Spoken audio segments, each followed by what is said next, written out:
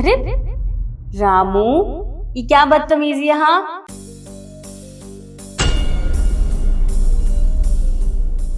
क्यों छेड़ रहे हो मुझे तुम?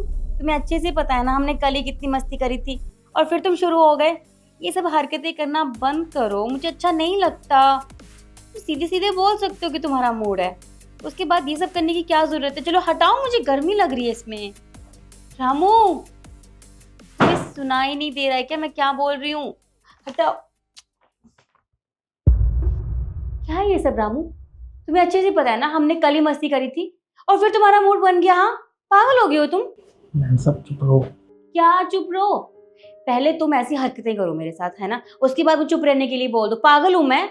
मैम साहब को पता चल गया ना तो मेरी खटिया खड़ी कर देंगे। साहब को क्यों पता चल जाएगा?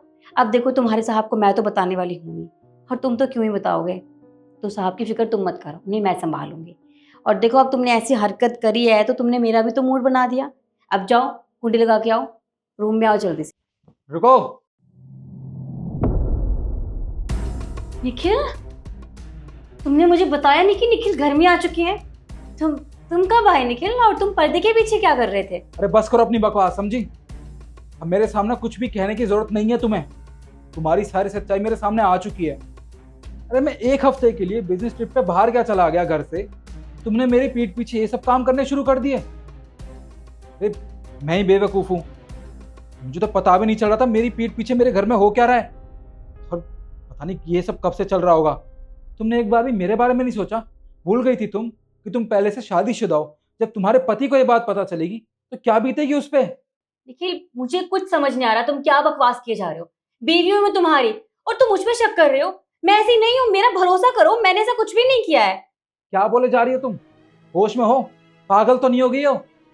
मैंने 2 बार तुम्हें बता दिया कि सब कुछ खुद मैंने अपने कानों से सुन लिया है और अपनी आंखों से देख भी लिया है। तुम क्या प्यार भरी बातें कर रही थी इससे? हाँ, मैं कोई बच्चा नहीं हूँ, सब कुछ समझ आता है मुझे। तो मुझे बहला फुसला नहीं सकती हो। क्या हो गया है तुम्हें? हाँ, तुमने एक बार भी मेरे बारे में नहीं सोचा ये सब करने से पहले?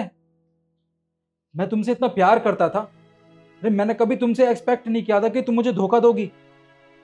तुमने मुझे इतना बड़ा धोखा दिया, वो भी घर के नौकर के साथ मिलके। हाँ ठीक है, मुझसे गलती हुई है, मैं मानती हूँ मुझसे गलती हुई है। अब तुम खुद सोचो ना, तुम तो घर में रहते ही नहीं हो, तुम ऑफिस की ट्रिप से बाहर चले जाते हो, मैं घर में अकेली रहती हूँ। मैं जानती हूँ मुझे कितना अकेला फील होता है इस घर में। तो बस मैंने रामू को अपना सहारा बना लिया। पर सच बताऊं तो मुझे अब रियलाइज हो रहा है कि मुझसे कितनी बड़ी गलती हुई है, मैंने गलत किया जो भी किया।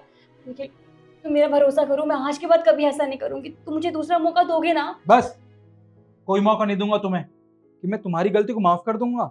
एक्चुअली तुमने गलती की ही नहीं, बहुत बड़ा गुनाह किया है और इसकी ना सजा होती, माफी नहीं होती। और तू क्या कहा था तूने कि साहब मेरे आगे पीछे कोई भी नहीं है? हाँ, मैं गांव से यहाँ पे आया हूँ, मुझे अपने घर में काम दे दो। तुझे मैंने अपने घर में काम दिया, अच्छी सैलरी दी, यहाँ तक कि तुझे अपने घर में रखा भी इस दिन के लिए। बहुत बड़ी गलती की है तूने, इस थाली में खाया उसी में छेद कर दिया।